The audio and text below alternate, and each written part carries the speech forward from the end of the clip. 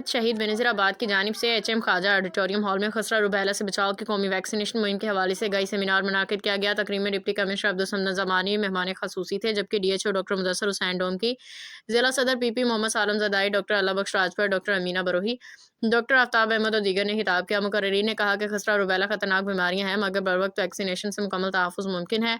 ज़िला भर में 17 से 29 नवंबर तक कौमी मुहिम के दौरान 6 माह से 59 माह के बच्चों को टीके लगाए जाएंगे। डॉक्टर खालिद लाखों ने बताया कि हुकूमत सिंध से आलमी इदारा सेहत WHO और यूनिसेफ के ताउन से सूबे भर में बड़े पैमाने पर मुहिम चला रही है, जिससे लाखों बच्चों को फ़ायदा पहुंचेगा। सेमिनार में डॉक्टर यार अली जमाली, रियाज अहमद शहरी, जाज अली तोनियो और दीगर सरकारी अफसरान, लेडी हेल्थ वर्कर्स और मेडिकल अमला शरीक हुआ। मुकर्रिरीन ने अवाम से अपील की कि मुहिम के दौरान अपने बच्चों को लाजमी वैक्सीन लगवाएं ताकि आइंदा नस्ल महफूज रह सके।